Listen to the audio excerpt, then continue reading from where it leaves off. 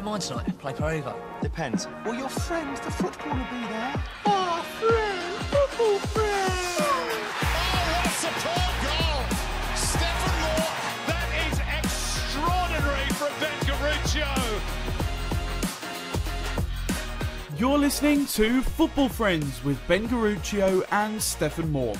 Coming up this week, there's a lot to dissect from round 18 of the A-League men with red cards, screamers and shock scores aplenty. The boys, as always, discuss the hottest topics of the week gone by.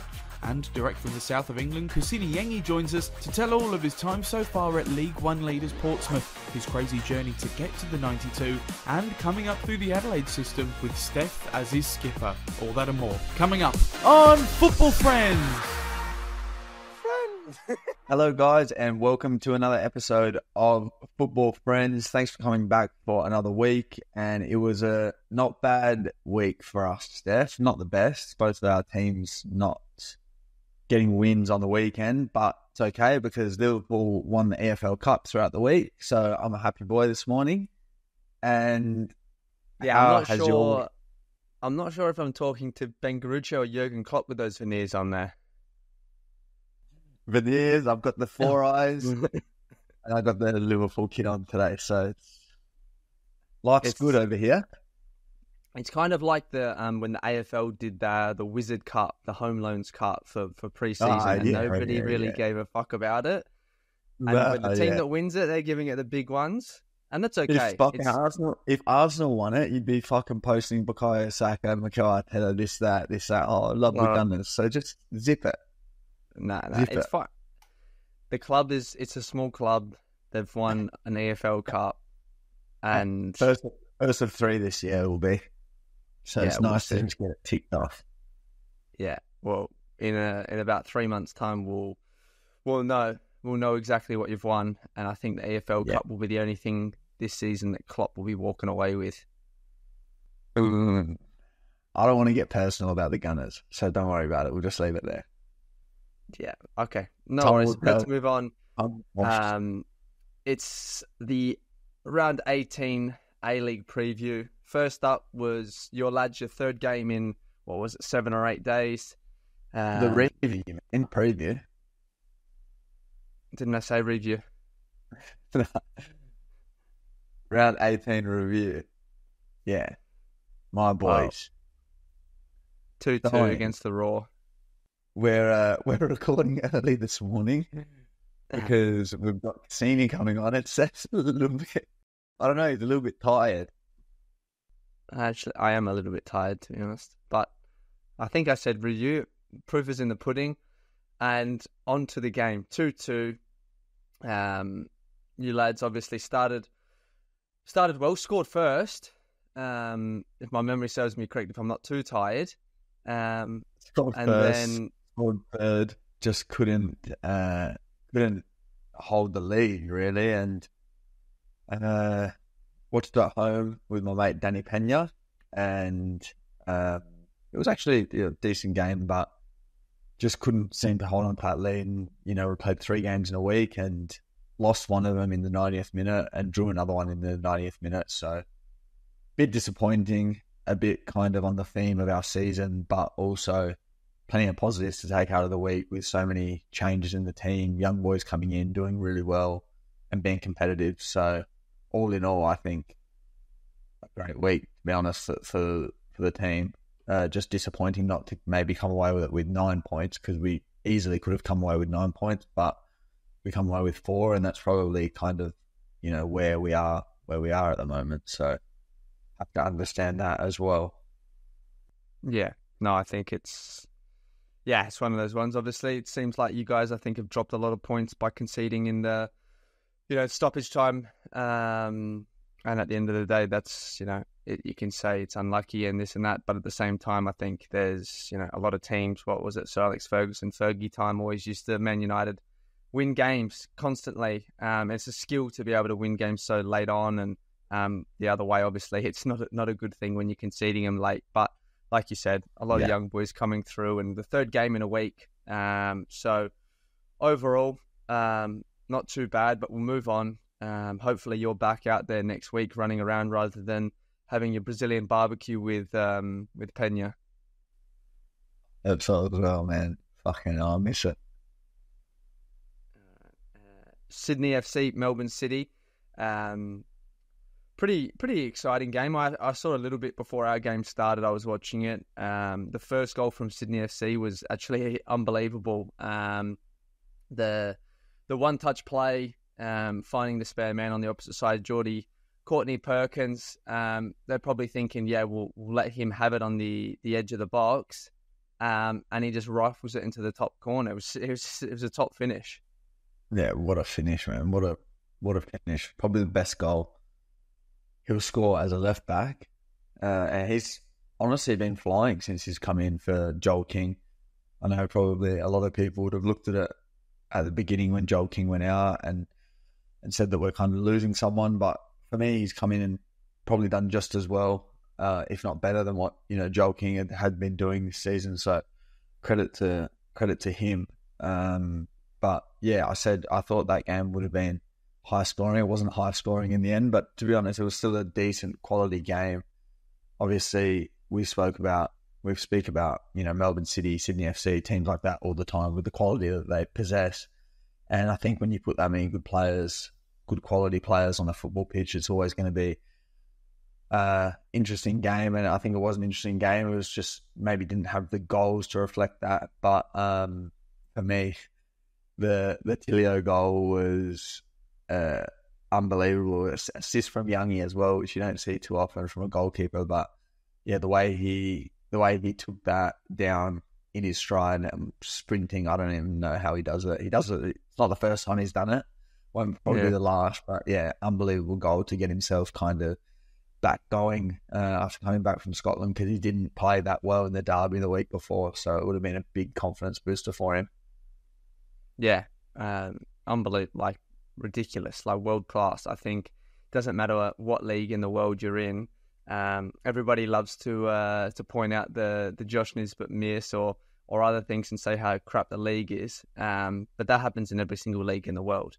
But what Tilio did there was actually world class. Like, it's something that I think that went viral as well. But the news outlets in Australia don't like to report on that. They just like to report on the shit stuff, which we're obviously used to. But good confidence boost for Tilio. Like you said, he's obviously struggled over in Scotland. So let's see how well he can go from now till the end of the season. And then moving on to the next game was my Reds, another loss. It's just it's hard when you're in that position, and we actually played, I thought, relatively well. Obviously at the end of the day, the result is the biggest thing out there.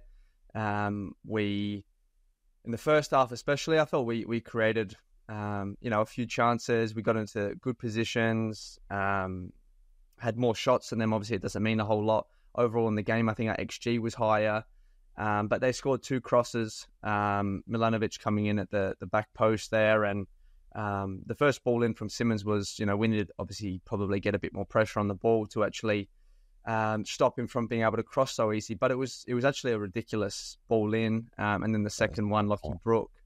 Obviously the ball gets played over, he cuts back in on his left, and similar sort of goal. But it's just disappointing because you feel like you give so much, and running doesn't mean everything. But our stats for that game, especially the first half, were through the roof in terms of, high speed meters, distance run.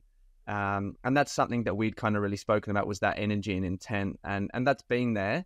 Now it's just about, getting that win. And in football, as you'd know, the season, sometimes, when things are going against you, it doesn't actually matter. Things are just going against you. And the hardest thing is to kind of change that momentum. And we'll see. We go away to Phoenix this week. Hopefully we can turn it around there. Obviously, nobody will be expecting us to do a whole lot. But on to the next game in Perth Glory and Wellington, the highest scoring team in the league, Perth. They've had a big announcement, 3,000 people free through the gates for this one, and it was a 0-0 stalemate. So probably not the game you wanted, but overall, I saw a little bit of it again when I got home from the game. It wasn't actually a boring game, and Wellington are a very solid team away from home. The time difference, it's the distance derby. They'll be happy with that, and Perth will probably be happy with, getting a point from the league leaders. Yeah. Well, I think Wellington with some outs, especially, Zawada not being as fit as he has been in recent times, Barbarouses as well, players like that missing, and then obviously taking the time difference and the fact that Perth are actually on a bit of a run at the moment. So, yeah, they couldn't break Perth down, and obviously Wellington are a solid team, so Perth couldn't break them down either, and ends up share spoiled. But, Perth are flying, and it was great to see them actually get that 8,000 crowd, I think the best that they've had in quite a long time. So great to see for the league. But we'll go on to Melbourne victory versus Central Coast. Melbourne victory at home, and Central Coast managed to go there even after playing 120 minutes. They went there and they got the job done in the end, and wasn't maybe was it their first win at Amy Park as well against Victory ever. Yeah, or was it I don't know if it since was a certain date. 2001 or I don't know, something crazy. First win in 10 years. I don't know. Either way, like you said, if you've played 120 minutes on Thursday night and then you rock up Sunday, so you've obviously got not a lot of time obviously to do too much preparation training wise. You're just recovering, but they played a lot of the same players. And they didn't look as good as, and it was, tactically by the coach, it was unbelievable. It was obviously switched to a back five, means it's less running. You kind of can, stop Victory's threat with their wingers, and it worked a treat. So a lot of controversy as well. I don't want to touch on it too much because I don't want to get in too much trouble with any of these red cards. But now that I'm back in the league, but this week was a fucking joke, honestly. Yeah. I'll say it. If you're not going to say it, I'll say it, because honestly, this week, the red cards that I've never seen soft red cards in my fucking life. Even Halloran's one. He's fucking running back. It's never been a red card ever. I think, anyway. I don't even know what to say anymore, man. Yeah. I'm scared. I'm scared. I'm going to be fucking running on my tippy toes when I get out there. Yeah, it's just, I think, I can't understand it, because when Kingy, and I gave Kingy a rap last week on the show, and then he was our referee. Don't think he was listening to the show, otherwise he would have probably favoured us a little bit. And I think it was Bonatic, first 15 minutes, 10 minutes, goes studs up into Van der Sarg's ribs. I know he's pulling away. It's one of those ones where it's a switch out to the right winger, the centre-back's coming out, stretches his leg out. If you collect him with your studs in the ribs, I don't know, he had stud marks literally down his ribs. It's probably, could be a red card. There's at least a bit of intent there. It's reckless. Okay, if it's only a yellow, no problems as well. I've actually got no issues with that. I think the less red cards, the better. But then Ben Halloran jogging or running, sprinting back, a guy cuts across him. He's trying to kind of get out of his way. He wasn't even intentionally, he wasn't even trying to tackle. You can see in his body language, in the way that he's trying to putting his hands up, and then he accidentally steps on the guy, but with zero force. Yes, it would hurt. Yes, it's a free kick. If you want to give a yellow for stopping a counter-attack, I actually agree with that. No worries. Yes, it looked bad when it slowed down. Yes, because everything fucking looks bad when it's slowed down if you step on someone's fucking Achilles. But anyway. But there's no risk of injury. There's actually, in that situation, there's no risk of injury because there's no force behind it, and the two just don't make sense. There's always a risk of injury in any tackle, and we've said this 100 times as well. It doesn't matter how soft. Sometimes you can do the most innocuous thing ever. You do your ACL or you break your leg, or it's not always the contact. And we play a contact sport. There's always going to be contact, but anyway. Yeah.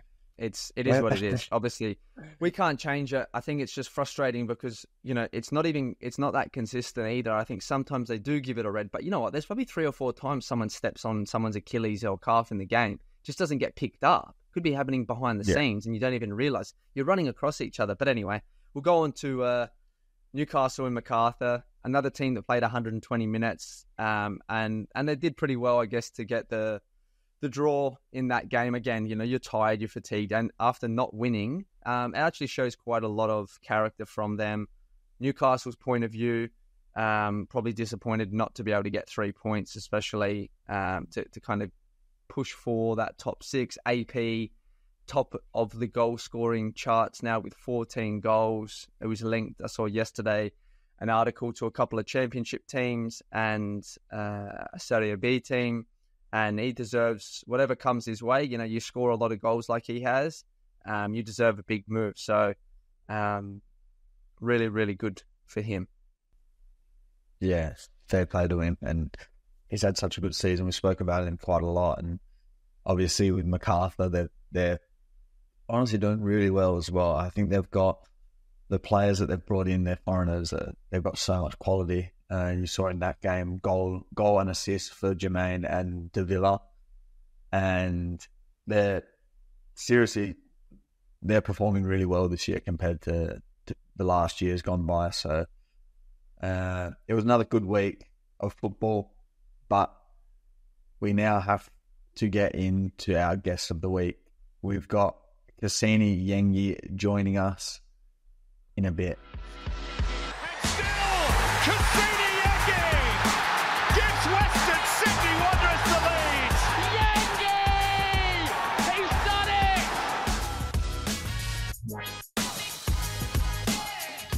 it! Our big guest is finally here. Obviously, the time difference in the UK is a little bit different. We said 7 a.m. Adelaide time. He's rocked up 20 minutes later, but we'll let that one slide. Welcome to Kusini Yengi. Thank you. It's good to see you. It's been a while. We'd love to, I think, find out firstly a little bit about your junior career, and then we'll go into obviously the most recent stuff of you going away with the Asian Cup and how well you're doing over in England. But firstly, take us back. I guess I know a little bit about you from playing with you, but you know, for your junior career, when did you start playing football seriously? When I guess did you think you were kind of going to make it? And a little bit of that childhood experience. Yeah, sure. I started playing really late. I used to like play sports all the time at school, and I did like every sport. But because mum and dad were busy with work, I never played any sports for like clubs. So I would just play for school and stuff like that. And I went to Giller Street Primary, where they do the Giller Street markets now, and that is just like a little small kind of bitumen basketball court. So we didn't really have much space to really play. So I never really played football or soccer until later on. I did little athletics and at Henley, and there was a lad there whose dad coached the Fulham under 12s, I reckon it was, Barry Mann. And because I was just like athletic and good at little athletics, they asked me like, do you want to come out and trial for Fulham under 12s? And I went, tried out. I got in that year, but then I went overseas with my father to Africa. So I was going to miss, I was overseas for like 2 or 3 months, and it was right in the middle of the season. So mum said, look, we're going to have to forget about this season, and you go back again next year and try out again, and then hopefully you get in, and then you'll play from there. And that's what happened. Came back, tried out the following year, got in, and then, that's where it kind of all kicked off at Fulham. Yeah. And then, do you want me to build on that? Isn't it? Yeah, well, I guess just with that, before you went out for Fulham, had you ever really kicked the ball before? Like, were you at home playing, or were you literally just doing little athletics and then you've just gone out there and turned into Cristiano Ronaldo? I didn't. Yeah, I'd kicked the soccer ball before, like at the park or something here and there, but it was more an AFL ball that I'd kick around than a soccer ball, to be honest, at that age, because Dad is South Sudanese and like just came over and kind of fell in love with AFL, so he's like a massive Crows fan. So like every Friday night I was on the couch watching the Crows play. So it was more AFL that I was kind of involved in, and if I went to the park with my family, it was an AFL ball that was there, that not a soccer ball. So I'd kicked one around in that, and maybe at school and stuff like that, but never like played a game or any kind of competitive environment had I ever been in terms of football. Fuck, that's crazy. Usually, like, you would have, I don't know, kind of that passion there, or you just love the sport, or for whatever reason. And obviously, your dad's got no idea because he should be going for Port Adelaide, not the Crows. I have no idea how he got involved with supporting the Crows, really. But I don't know. I think it's it's quite a common theme you see nowadays. Like especially people with South Sudanese background, like they just love footy. They're good at it. They're tall. They're Holy. strong, and then I don't know. They just kind of gravitated to it quite quickly. So he just fell in love with the sport, and yeah. Was there ever a chance that you would have played footy? Yeah, for sure. For sure. I was actually very good. I was very good at footy. And I had like all my school teachers and stuff that were like in love with footy, wanted to take me to this club and that club to try out. I really wanted me to play footy. And I have an older brother as well who was like persistent on like, yeah, play footy. Like you're going to graduate from school, you get drafted straight away and you earn good money straight away. Like soccer, you have to go to Europe and it's far and blah, blah, blah. So yeah, everyone wanted It's me not to wrong. play AFL. It is Yeah, far, and you are yeah, away now. yeah, exactly. So he was right in the end, but I don't know. It turned out well, I guess. So in an alternate universe, there's a Kusini Yengi playing half forward for the Crows next to Tex Walker. Yeah, yeah. No, I don't think I'm playing half forward, but I'm playing center. I'm playing center. Oh, I'm getting yeah? on the ball. Yeah, I'm getting involved. Yeah, Yeah, for sure. me too. Yeah, I could see it. Yeah, Paddy well, Cripps. it's unreal. Yeah, and then so you obviously went back out to Fulham, I'm assuming, and then you've gone to Comets eventually. When did that come about? And then how did you get selected into the NPL? I literally played that first season at Fulham, and we were in like JSL, whatever it is. So we weren't in the top division. We were in the bottom division, and we had like a pretty good team. So we won that league, like smashed it. Like there was a game where I scored like 7 goals in a game. Like we were like dominant. And that following season, I think those times they used to do the stick tournament. So I got selected straight away to the stick tournament. Went and played for West in like the early stage stick tournament, whatever. Went overseas again for a holiday because I used to go to Africa quite frequently to visit my dad because he moved back there. And then I was involved in a car crash, broke my arm, came back, and it was like the final stages of the stick tournament, and I couldn't play because of my broken arm. So what ended up happening was my brother had actually made the stick team as well, and he's the age group below me, but he'd made my stick team as like a standby player. So because I got injured and broke my arm, he just came straight into the team and filled the spot, and I was just on the sideline. So I missed that stick tournament, which was to go into like the Skilleroos, I think it was, the under-13 team. And then end of that season, I guess because the competition at Fulham wasn't the best, and then I also had a stepfather that came into my life who was Portuguese, and he was coaching as well. So during that first year, when I was playing at Fulham, we used to train Tuesday, Thursdays, and he used to coach at Metro Stars under-16s. And I used to go with him to his Metro Stars training on Wednesdays and Fridays, and I would train there with the under-16s as well, like as much as he would allow me to be involved. So I was training like a lot in that time frame. So I think that's probably why like I picked everything up so quickly, is because I was just doing a lot. Like I fell in love with it, and then that's when I started playing more soccer at school and stuff like that. And then he moved from Metro Stars to Adelaide Comets to coach under-13s. So I just went with him. So I just went with him and then played in his team, and he coached me there. And then I was now playing in the JPL, so the top division, which was a lot more competitive. So although I was doing really well, I wasn't like taking the piss like I was in the year before. So it was a bit more challenging, a bit more difficult. And we actually had a crazy team. Some of the players that were in that team, like they're all playing MPL in Adelaide at like really good level, and a lot of them being involved in Adelaide United. But yeah, at the end of that year, did stick tournament again, and then this time didn't break my arm. Got selected, went straight into the state team with Elvis Markov under 14s. Played under 14s. Went Coffs Harbour at the end of the year. Following year NTC with Carl, and then up end of that NTC year was Adelaide United didn't have the academy yet, so that's when there was still AIS, like how you boys went, and I didn't get selected to go to AIS, and then there was no like pathway for me to go into United because they had like a team, but they used to just train only, and that team was full of the previous year's NTC team, so there wasn't really many spots left. And at that stage, I was going through a phase where like everyone else was kind of hitting their growth spurts. So everyone was getting bigger and stronger and taller than me, and I hadn't hit my growth spurt yet. So I was like this skillful kind of little skinny winger, and I struggled a little bit in that NTC year. I remember like I didn't start many games. I scored like maybe 2 or 3 goals that whole season, and had an injury towards the end of that season as well. So I struggled a little bit. Like I would do a step over and maybe push it past my man, and the guy would just put his arm up, and I would just be on the ground straight away. So that's when I had my first kind of struggle or kind of setback, I reckon, in terms of football. Because before that, the previous 2 years I was flying, like just started, was amazing, got better, and then that kind of like went downhill a little bit there. Don't worry, brother. I still haven't hit my growth spurt, and I'm 28.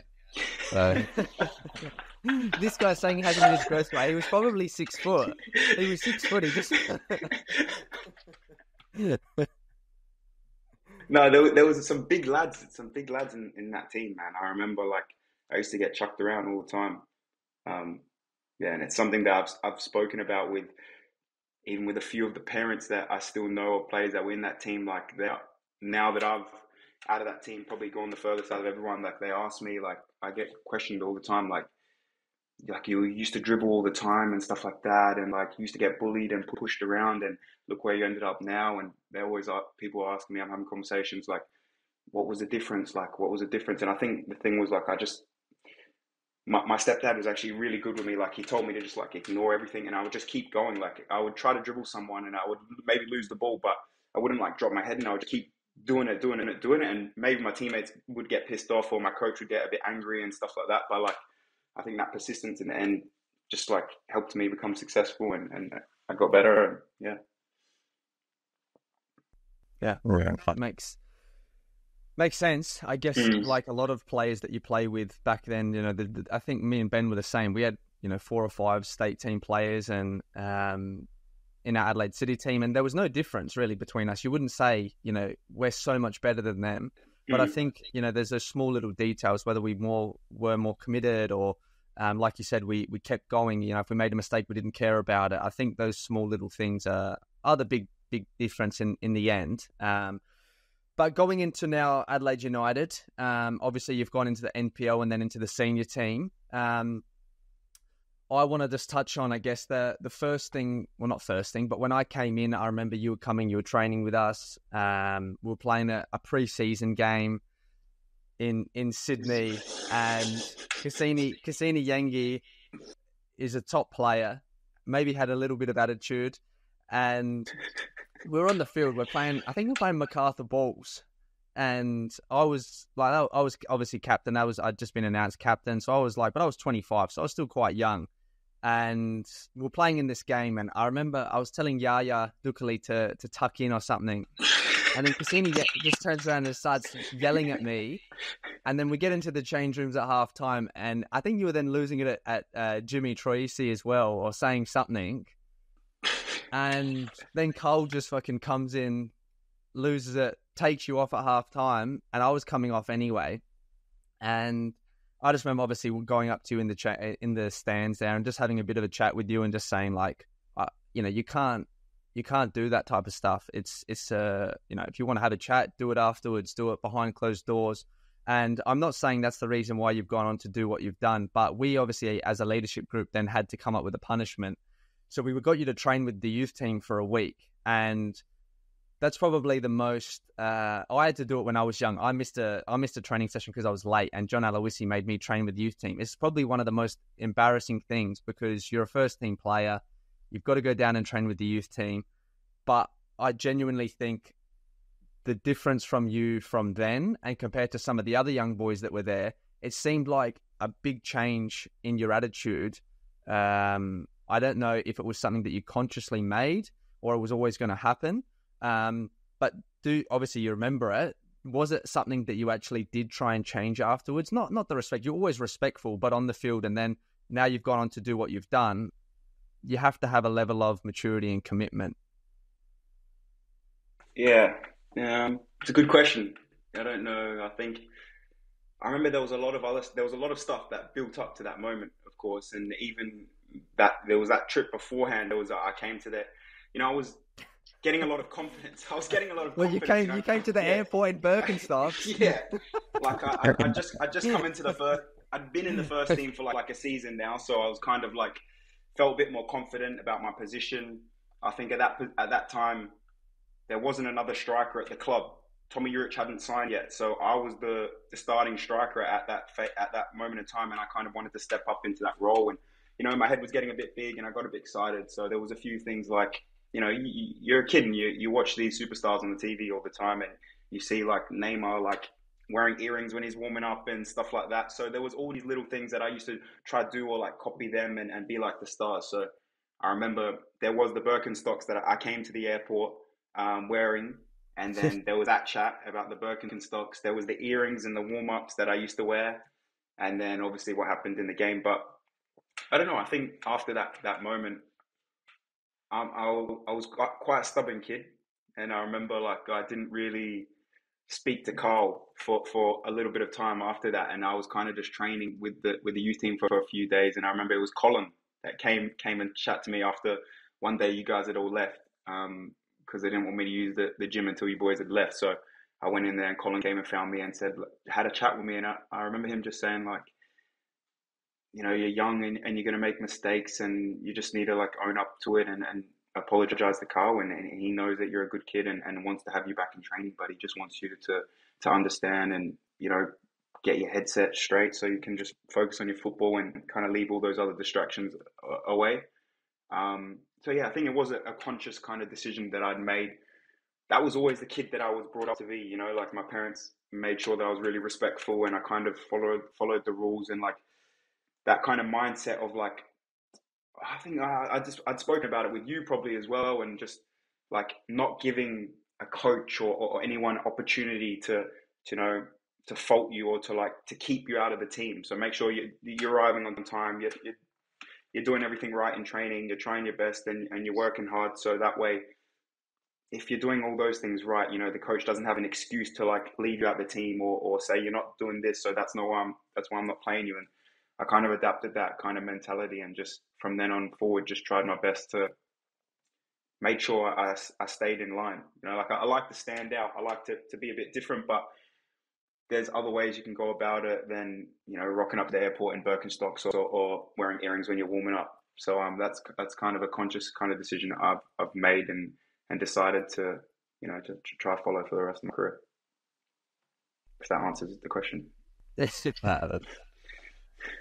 good. And I think that the mindset and the way that your parents have brought you up with those values is 120% the right way to go about things, because I've seen too many times the victim mentality. I'm sure you've seen it as well in your career. It doesn't really get you too far. And I think if you can do those small things right and not give anyone an excuse, even if you're not playing or the coach doesn't like you, it's very easy to find excuses, but it's often a lot harder to actually look in the mirror and ask why am I in the position that I'm in. So I suppose going on to the next kind of stage of your career, you made the move to Western Sydney Wanderers, which I remember actually when you went there, I was a bit surprised. I said to Stef, like, oh, why are you leaving? Like, I thought you were doing really well at Adelaide, and I thought if you had a few or a year or two more at Adelaide that you would have went overseas directly from there. But you made the decision to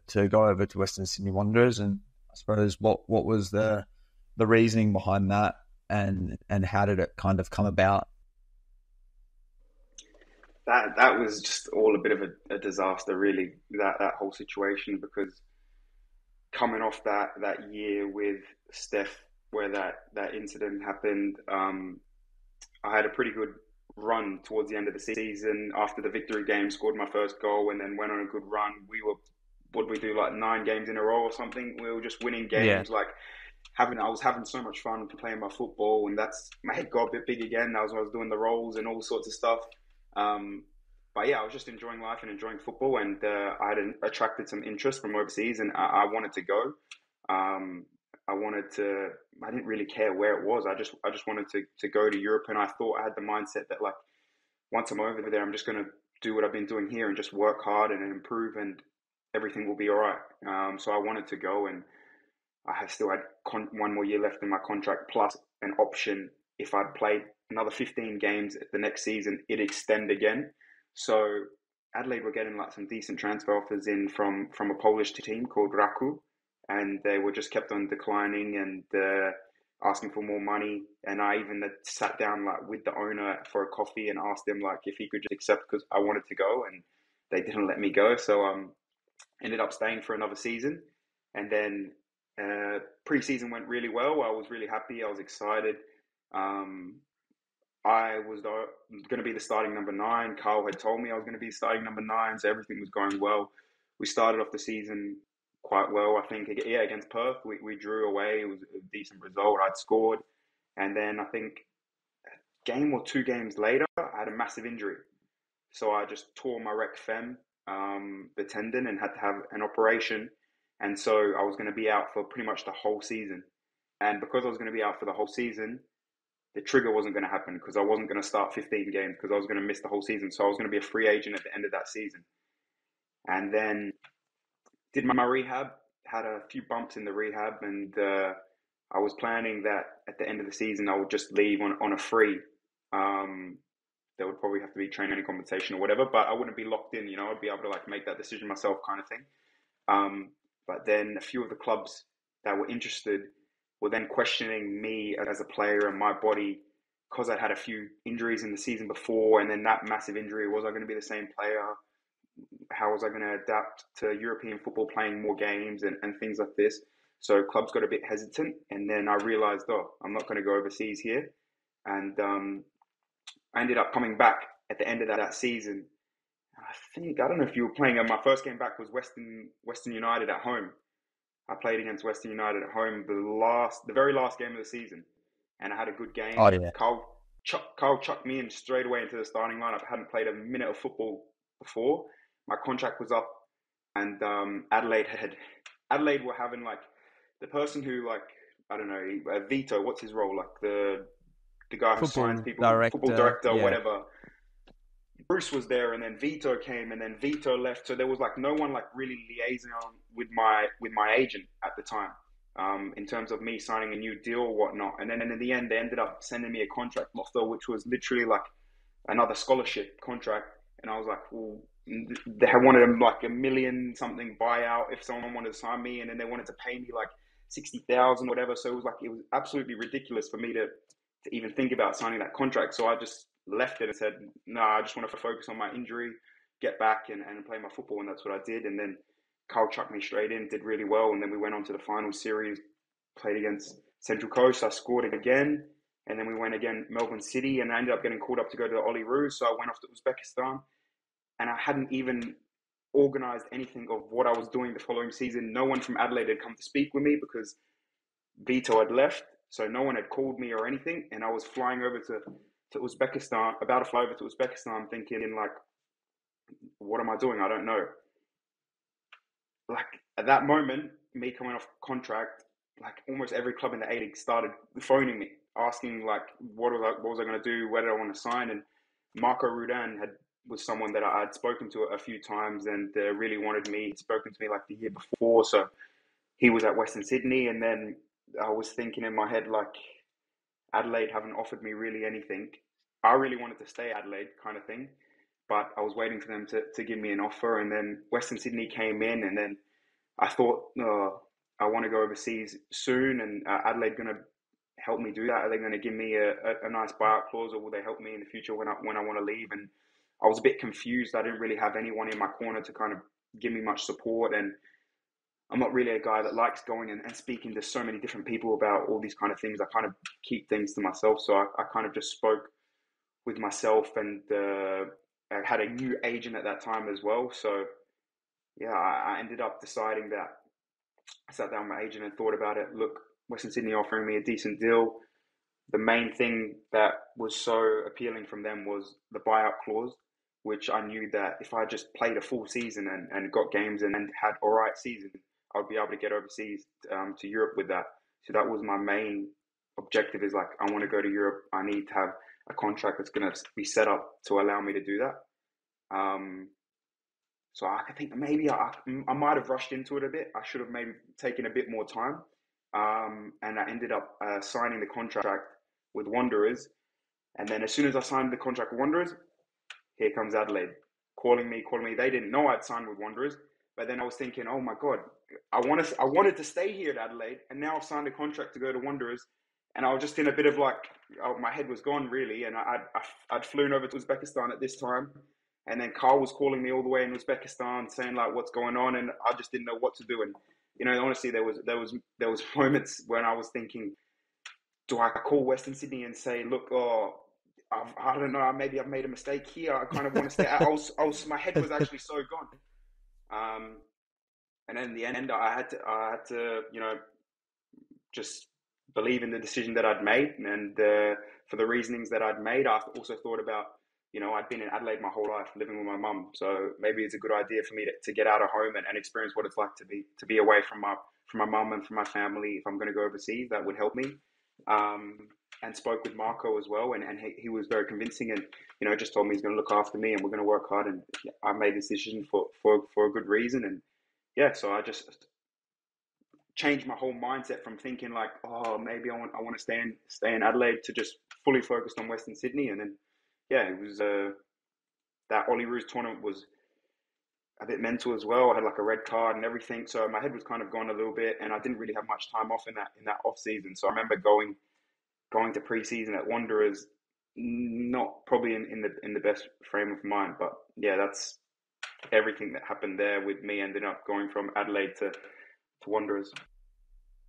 Yeah, crazy. I think it's for any young player or anyone listening that's, you know, maybe a parent that's got a young kid coming through and they're going to be in a similar situation. I think probably the most important thing is like just having good people around you. You know, like it's obviously was a weird year in Adelaide with the transition with different people leaving, and that's not normal. But I think, you know, always having the right people in your corner can help. But I think you also made the best decision. Everything you kind of articulated then, you know, you wanted to get overseas, you're worried about the buyout clause.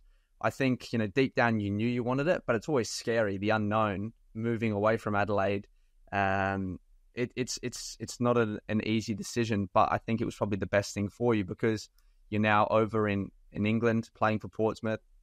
So you've had the season at West Sydney, the moves come through. Was there any other teams that you could have went to, and was England the number one place that you wanted to go to at this stage? Yeah, there was a few clubs I could have gone to. Portsmouth actually came in quite late. Originally, PK was at Troyes in France, and so Fahid Benkalfala is my agent, and he's French background, obviously. So he was pretty keen on me going to France, and obviously PK, the Australian connection, you know, I'd be able to get along with him and understand him quite well. Wouldn't have really a language barrier and stuff like this. But that was just really complicated. So in my head, that's where I thought I was going to go originally. But it's a city group club, so there were so many different things that had to be moved around for that transfer to go through. And then Portsmouth came in and you know, pitched to me their idea and what they wanted to do with me and how they wanted the club to go moving forward. And I was convinced. And obviously coming over to England, I knew there wouldn't be like a language barrier, and there were things happen in England so fast. Like, you know, there's players getting transfers from here to there so quickly if you're doing well in England. So that was also something that I looked at, and also the amount of games. You know, I have the confidence in my body, but I think there was a lot of people around me that didn't have the confidence based on my past history or my injury and stuff like that. So that kind of like played in my mind a little bit. But, you know, I knew that if I get my body right, everything would be good. And I'd be able to play so many games in one season that I think I'd just be able to improve as a player and get so much experience under my belt, which is what's been happening so far. So, yeah, I decided on Portsmouth, and that's what we went ahead with, and it's turned out pretty well so far. You guys are absolutely flying at the moment, top in League One, and I suppose that transition period, like we talk about, is always probably the hardest, especially for us Aussies being so far away, number one geographically, but also not having that competitive nature of promotion, relegation, and, you know, 20,000 fans in the stadium every week, expecting that you guys are going to win. How has that been? How has that transition period been? And obviously, yeah, you're 35 games into the season and you've still got quite a few games to go. The season's very long over there. So I suppose, yeah, how was the transition period and the whole experience been for you so far? It was, I think for me, it ended up being really easy. I came over here. I knew I was going to go overseas, like I said. Like the moment the season was coming to an end at Wanderers, I knew I was going to go overseas. So coming into the off season, I went back to Adelaide, and me and my brother, like I wrote up a training program, and we were training like quite hard. And every single day we had Sunday off, but we were doing a lot of swimming, running. We were doing football sessions throughout the week, just to get my body feeling like in prime shape. I knew that I was going to have to go over at some point over to Europe. So I trained really hard in this off season to be fit and to be ready for this move. So when I went over there, I went straight into I'd missed the first block of preseason. I literally went over to the UK, signed my contract, and then a day or 2 days later, the first time I ever met any of my teammates or anything was walking onto the team bus at 4 a.m. heading to Heathrow Airport to go to a preseason trip in Marbella. So I literally walked into the bus, didn't know anyone, just said like, hey, blah, blah, blah, like wasn't sure where to sit because people had like their seats or whatnot. Went to a preseason trip in Marbella, and yeah, it was boiling hot out there. They had us training quite hard. To be fair, they looked after me quite well because of the travel and whatnot. But as soon as that trip was over, we came back to England, trained for like a few days, and the season started. So preseason was like quick and sharp, and I felt fresh, and the season started, and we had the first game of the season, and I was feeling confident going into that season, just purely based on the fact that I knew I'd put in the work in the off season to improve things that I wanted to improve in my game, and also to get my fitness up. So I went into training sessions with Portsmouth feeling like on top of the world. Like I felt really good. I felt confident about my ability, and I wanted to just come in there and show them what I'd got. And I think that's what I did. And yeah, obviously I came on in that first game of the season at home at Fratton and scored the equalising goal straight away in the 80-something minute or something like that, and just set me up for the start of a great season. And the fans kind of fell in love with me very quickly, especially after that first game. So yeah, the transition wasn't that difficult for me. I think people keep on asking me all the time. It's like the most number one question I get asked all the time is, what's the difference between A-League and League One? Like all my teammates, anyone I speak to about football, that's the first question they ask me. And I really don't know. Like when I'm playing in League One, I feel like it was harder in the A-League when I was playing. But there's so many like differences between the leagues, but it also feels similar at the same time. I don't know how to describe it to people, but I feel like everyone over here in England, especially in League One, and that is like the football smartness is just like to a different standard. Like when to play or when to not play, and like if you're stuck in a situation, maybe just win a throw in here. And whereas I think in like Australia, like everyone kind of just tries to play that picture perfect football, and then sometimes people end up making mistakes in areas that they shouldn't be making mistakes, and then leads to a turnover and an easy goal. And then also the weather is another big factor. I just feel like over here I have so much more energy when it's like a bit colder. I feel like I can just run around and I feel a lot fresher and stuff like that. Whereas when I was playing in the A-League, I just felt like I was playing like a weight vest on my back like the whole time. But yeah, it's been great. The transition was quite smooth for me, and I think I'm doing well. Yeah, it's hard. I think every league is completely different. You know, whether it's League One, Championship, Premier League, all right, they've probably got more similarities because you're in the same country. But you know, even when I was in Holland or Japan or Ben was in Scotland, like the same thing. Everybody wants to know. Everybody wants to kind of understand what's the difference. I think the A-League, the standard is good, the quality is good, but it's a completely different league. And not having promotion and relegation allows every team to try and play football in the way they want. And if we lose or if we concede a goal, we'll just go next week, where straight away, you know, you would have noticed that you win and you get 3 points. It means so much more because that 3 points is helping you to get to the position you want, whether that's promotion or avoid relegation. And you understand that winning is all that matters. It doesn't matter how you play. If you're winning and you're playing like dog shit, who cares? We're winning. Everybody's buzzing. The fans are happy. And I think that's the biggest thing, and that's something that if it does come in here, will really change the landscape of it. But we'll get on to the next thing before we go into the questions. How did the Socceroos call-up come about? So you're obviously flying with Portsmouth. Was this something, as every player, and I know you're ambitious, you want to be in the national team, so I'm sure you wanted to be in there, but did you realistically think that was something that was going to come? And then how exactly did it all happen? Yeah, for sure. I knew it was going to come. I wanted it to come. I literally had it written up in a whiteboard in my bedroom. Did some goal setting, I think at the start of the Western Sydney season, of some smaller targets that I wanted to hit throughout the year, and then bigger goals, and something that I took away from working with Jenny at Adelaide, I guess, like goal setting and things like that. So yeah, it came about. Obviously, I had a great start to the season at Portsmouth, and I think I had like 4 goals in like 2 games, my first 2 games, and there was an international window coming up, and they'd been monitoring me, and then it was time for selection for the squad, and I got told, okay, yeah, you're going to be in the squad for the camp in Dallas. There was a friendly against Mexico, I think it was, and literally the same day that I got notified that I was going to be in the squad, I got injured in training. Someone tackled me from behind, and I did my syndesmosis in my ankle. So I missed out on that camp, was out for like 7-8 weeks, and then came back, started off really well again, scoring a few goals. And then you kind of know when it's coming because you get like these texts, like they're monitoring you, like, oh, you're in contention for the squad. How's your body? Blah, blah, blah, whatever. So you kind of have an idea of when it might be coming. And then woke up one morning and literally had a text message on my phone, WhatsApp, from an unknown number saying, I had a missed call, and then a message saying, hey, it's Arnie, can you give me a call? And then gave him a call, and he said that he wanted to call me up, and that was the following window, which was the first international World Cup qualifiers.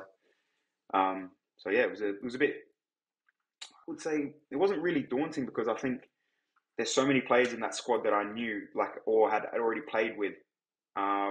And the environment is like so friendly and like just kind of chilled and relaxed. I think it comes from Arnie himself. He's kind of just like, maybe when you watch him on TV and stuff, he looks a bit stressed and blah, blah, whatever. But when you're in camp, like he's literally almost feels like he's like one of the lads, the way that he like communicates with everyone and like moves around the hotel and the camp and stuff like that. So it was a quite smooth and easy transition into that team. And there's a lot of older boys in that team that are quite good that I've like played against and stuff, like Maka, for instance, who, was giving me advice and talking to me and letting me know like all the little things when you go into a new environment that you might need to be aware of and stuff like that. There's some great older boys in that group that are really friendly compared to like, when you hear stories of like old players saying like, oh yeah, back in my time, like it was like this, was like that, like none of those boys were like anything like that. Like they're all like really friendly and stuff like that. So yeah, it was a quite smooth and easy transition into the national team, to be fair.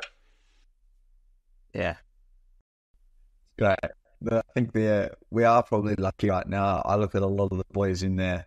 I suppose the older boys, most of them now are my age, or our age, Stef, because we're getting a bit older now. But it's funny. I remember, when I was young, and obviously, you're not old, but you're not young, really young either. But when I was a young boy, I was like, fuck, I would absolutely shit my pants if I went into a Socceroos camp with like really getting Kim Cahill and all these boys. Like, I would just purely just on nervousness, I knew I would play like shit. I'd be like, nah, I'll crumble with these boys.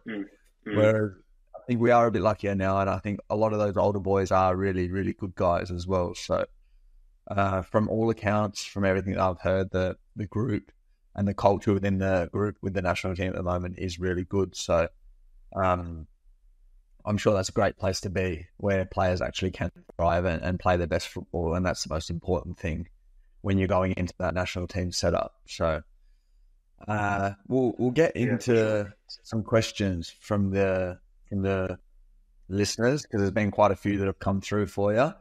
You're hot property at the moment, so we'll get into the first one. It's from @joe.3h. if you could pinpoint one or two things from your childhood that had an impact on both yourself and your brother making it to a professional level, what would it be?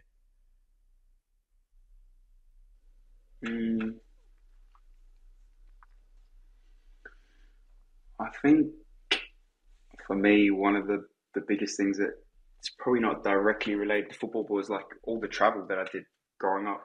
Like I got to see the world. I was so fortunate for that, that my parents, like they would take me out of school to go overseas. They would rather me go overseas and see the world and stuff like that than, be stuck in school for a few days, whatnot. And I think in those moments, in those experiences, in those trips, I learned so much. Like I got to see people that have nothing, and I got to see people that have everything, and that kind of opened my eyes for life in general. And I think that really helped me because my perspective on the world and just the way I think about things is maybe a little bit different to others, and that that drive, that work ethic.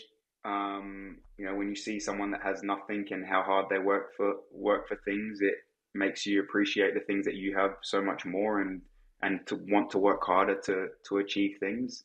The lengths and they go to achieve things and to provide for their family and stuff like that opened my eyes, and I think I look at the world a bit differently now, and I'm very much more appreciative of the things that I have. And when you work for something, it I don't know, makes you feel a bit better about it, and I think that's helped me in my football. It's helped me stay dedicated because I want to achieve things and I want to be able to provide for my family in the future, and seeing that work ethic, it drives me. And those experiences directly haven't made me, control the ball better or score goals better, but just day to day, the little things, the effort that I put in training, the extras that I do, and the things that I do to take care of my body and stuff like that. I think they all come from just the bigger picture of seeing different things within the world. Yeah, I think from knowing you, and I think this is a really good thing, obviously everybody's got a different childhood, everybody has a different background, everybody comes from a different place, especially in Australia, we're very multicultural, but, the perception of you, especially after, let's say, the Birkenstocks, the chatting back, maybe the rolling on the ground, the celebration in front of victory, for example, the dancing on TikTok back then, people can paint a picture and say what they want about you. But I just remember going to, I think we're at Day Job Cafe, me, you, and Delhi, and we're just having a chat about your childhood, about different things that you're obviously dealing with your family. And I think a really important thing is just because of what you see someone on social media or how you see them act on the field, that doesn't mean that's who they are as a person. And that, I guess, really opened my eyes up towards, I guess, how other people can be. And you should be so proud, I guess, of what you've been able to achieve. And you're still obviously going to go and achieve more. But yeah, I think for anyone, it would be great to try and speak to a player first, especially in the change room, before you kind of judge them, because you never know, I guess, what they're going through. But yeah, I just think, it's awesome to see you doing so well. And I know it's not really about the questions, but I just wanted to say that because I'm really happy for you. And we'll go on to the next question. Thank you, Stef. No, his head's just getting bigger and bigger. It's going to knock him in the screen. Well, hopefully they got big doors over there in Portsmouth. But I'll go for this one. Honestly, if this is your coach's name, I haven't done enough research. But John Mousinho. Yeah, John Mousinho, Jose Mourinho. Yeah, I thought it was a piss take. No. Alan Riley. John Mousinho has been getting a lot of praise for the job he's doing at Pompey. How are you finding him as a coach? He's good. He's very young in terms of his coaching career. He played in League One last year, so he left his club halfway through the season to become the head coach of Portsmouth, and was a player coach. I didn't even know that was really a thing. I thought it was just like on FIFA or something like that. In that same season. So yeah, he's, in terms of his experience as a coach, he's really young, but I think that also helps him because he's so freshly off being a player. He kind of understands how the players feel and about days off and about training load and all these things. Whereas I think maybe some coaches I've had in the past, when you're out of the game for maybe such a long period of time, you forget what it's like to be a player and like how stressful football can be and on your body and the demands of everything. And he does a really good job to keep the players happy, to engage us. And he's like constantly wanting to learn, like he's doing coaching courses and trying to learn off other people. And he's takes in feedback really well. We've got a few experienced players in our team that have played in the Championship and League One for a number of years. And he's very open to like interacting with them and like hearing feedback from them and their opinions, and then using that advice or whatnot to gauge how the players might be feeling or what he might change within the team or the training sessions and stuff like that. So yeah, he's been great, and I've been enjoying playing under him. I wish he'd play me a bit more, but yeah, it's been good, and he's a good coach. Yeah, that's crazy. Straight out of playing into a coaching gig. That's very, very rare. I think Damien Murray, back in the day when when we were at Adelaide City, he used to be a player coach as well, just sub himself on for the last 30 minutes. Big frogger. Already. But it's crazy. Should we do one more, Ben? You want to give it one more and then we'll wrap it up? Well, there's a lot of questions here about, I suppose, how was the transition? What do you think the difference is between League One and, the A-League, and is it promotion relegation? What is it? But I think we've touched on a lot of that. For me, I actually just want to ask, because you guys are sitting top at the moment and this is your first year there.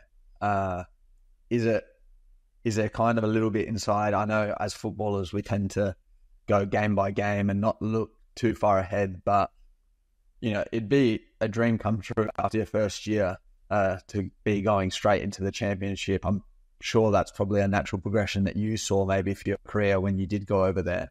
And if you can do that at the club that you're already at, instead of having to move and make that next step, that's even better.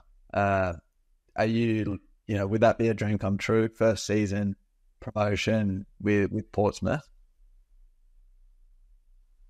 Yeah, I think so, for sure. I think, to be honest with you, when Portsmouth were interested in me, and obviously I don't follow League One that well, so I'd obviously looked at the table and how they went last year, and obviously I knew of the club because they played in the Premier League in the past and whatnot, but I was kind of a bit hesitant. Might sound like I've got a bit of a big head, but I kind of feel like myself as a player, like I have qualities and I think my potential, I can play at a much higher level than League One. So coming over to Portsmouth, I was hoping that, and they had told me that promotion was what they wanted, and we were going to achieve that. So from the very get-go, when I came over, that was what I'd spoken about with them and said, look, I want to play. They said to me as well, like, look, we think you can play at a higher level than League One, and we really want to push for promotion. So we're hoping we're going to do that, and we think that your strengths and your ability can help us get there. So from the very moment I came over here, my goal has been to get promoted straight away, to get into the Championship, to play at a higher level, and to help the club, but also help myself and get to a higher level. And then, because ultimately I play for Portsmouth and I want to help the club as much as possible, but also on a personal level, I want to get to the top and I want to be the best player I can be and play at the highest level I can play at. So that's definitely something that's been in my head as a goal, is to get promoted with the team and to help Pompey get back up. And that's, from the owners and from the staff and all the players, that's everyone's objective since the start of the season. I think now going into, halfway point when we were top and we were doing really well, everyone started to gain a lot more confidence in terms of, we can really do something this year, and we can really and go up. I think maybe at the start of the season, not everyone had the belief that we were actually going to go up, but it's not done yet, but we put ourselves in a very strong position, and I'm hoping that we hold out for the rest of the season. And when we go up, that would be a dream, and it'd be awesome. I think it'd be my first kind of, I've got an FFA Cup medal at home, but I wasn't really part of that team at all, really. So it'd be the first kind of, promotion or kind of award or winning in a team environment at a professional level that I'd experienced as a player. So I'm looking forward to it a lot. Yeah, awesome. Fingers crossed you guys can hang on the last 11 games. We were just looking at the table before. It's crazy. 11 more games to go. So it's still 33 points potentially, but you're in a very, very strong position. So good luck for the rest of the year. And it was really, really pleasurable for, I guess, both of us chatting to you. I think everybody will take away a lot from this. You know, like I said earlier, everybody's got a different childhood. Everybody comes from somewhere completely different. But I think the things that they can take away from this chat are really big. And they're the reason, you know, so any of the parents, if you want to send them the link to this, you can, that you played with at the Comets, they'll know exactly why you made it, maybe, and their kids didn't make it potentially. And that was that drive and resilience and that attitude, I think, is going to help you get to the top. And hopefully you're in the Premier League one day playing for the Gunners. Liverpool. Yeah, we'll see. I'm not sure about Gunners. I'm not sure about Liverpool either. Well, just do it with Portsmouth then. Yeah. Yeah, the boys that'd be top. That'd be a great story. But thanks very much, and good luck for the rest of the year. All the best, brother. Cheers. Thank you, boys. Football Friends with Ben and Stef is proudly brought to you by the Inner Game Journals, started by none other than our co-host Stefan Moore. The Athlete Performance Journals were created to help athletes of all abilities become more self-aware through goal setting and reflection. On or off the field, the mental side of the game is so crucial to help you feel and perform at your best. Head over to www.theinnergamejournals.com and use code FOOTBALLFRIENDS to get 15% off all products. If you're a club, school or academy, you're in luck. Stefan also runs workshops and he's just released the app version, which will allow you to give direct feedback to players. Download the app for free today. Search The Inner Game on the App Store. Another top chat that was. I think the listeners will really enjoy that one. Obviously, from the personal point of view for me, as I stated in there, it's just really exciting to see like someone, a young player that you kind of helped along the way, like being a small part of his journey. And he did have quite a few issues, to be honest. Like he was really, it wasn't bad. He was never a bad kid, as you can see from the way he speaks. He's quite articulate. He does have that respect, but you know, he would have probably got a little bit too big for his boots, as he said. And to see him turn that around, because you know, you would have seen many players kind of go down that place and they keep going further and further away, and then they're out the system, where he's gone the complete opposite way. And he's doing so well now at Portsmouth. So I'm happy to kind of see him doing well. It was great to chat with him. What did you take away from that one? I just can't believe he started playing when he was fucking 12 years old. He's obviously been blessed with some pretty good natural talent, I think, or natural athleticism as well. Because honestly, you start playing at that age, that's probably a good 5 to 7 years of misdevelopment and touches on the ball when you're at that young age, which for me is crucial. So he was obviously unbelievable just naturally. And he's a very technical player, like great touch. He's got really good close control, good dribbler.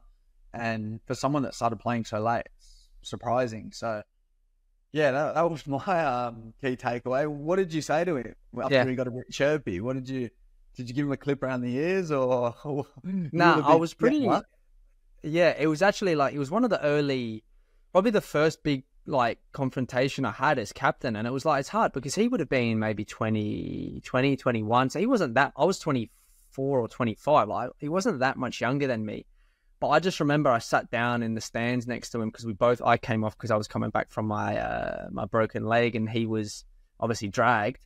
And I just said like everybody here wants you to do well, you know, but you have to have a level of respect. And, you know, I've got no problem with you saying stuff to me, but you can't say it in front of everyone in the team. If I tell you to do something in the game, just shut up, get into position, and then we can speak about it afterwards. And then at half time to then, you know, say something to, I think it was Troisi, and then kind of say something back to Cole. I said, it's just not the way football works. Like you have to have that level of respect. And like he said, you know, he probably straight away, the first initial thing is to put that wall up and to be like, you know what, fuck these guys. You know what, they don't want the best for me, but we do. And it's the same with any young player. You actually do want the best for them. What I said to someone the other day, actually, I said, if I'm not talking to you and you're a young boy, it means I don't rate you. I don't think you're worth my time, for example. So if someone's speaking to you, it's the same with coaches. If they're speaking to you, it means they actually really like you as a player, like you as a person. So don't take the criticism in a bad way. Just take it as a learning experience, because everybody makes mistakes. We both did it. But yeah, it was like almost like you had to kind of look twice at the time, especially the Birkenstocks at the airport. Like all of us, like all of the older boys were like looking at me and be like, "You got to go and say something to him." And I was thinking, "Fucking hell, this guy! Like, who even thinks to do that?" But now he's playing for Pompey and in the Socceroos, so he seems to be going all right. No, it's good. It was it was a good chat. But now it's a big kind of announcement for us. We've got our giveaway winner.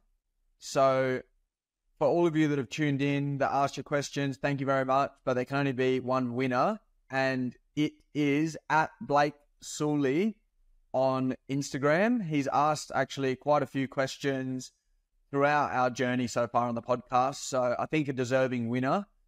You were the one that got chosen from the random picker that we did. So it's all legitimate. So congratulations to you.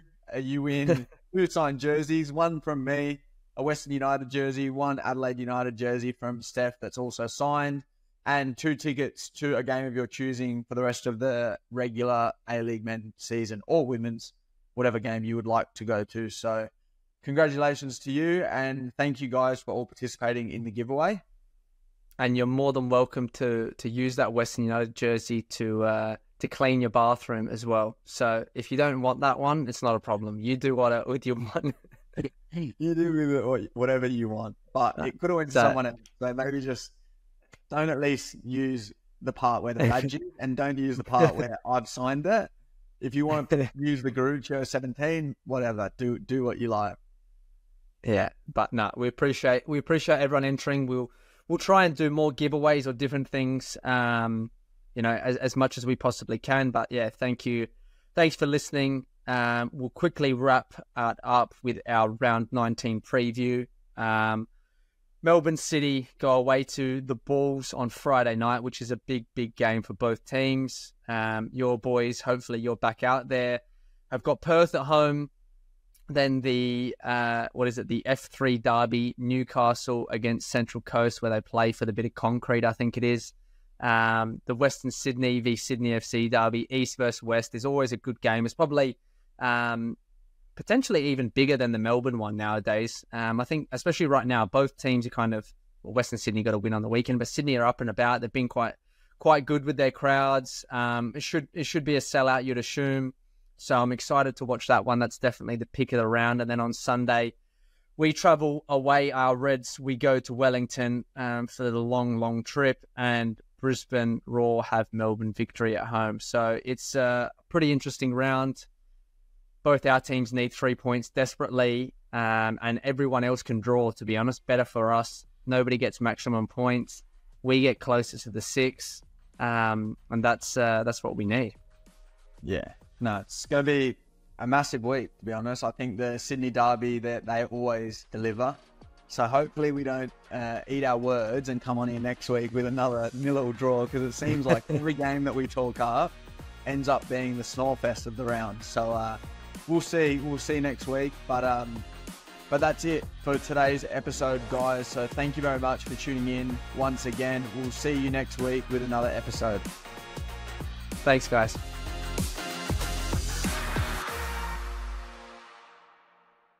Oh, Fred. Fuck you lot, where's the beer?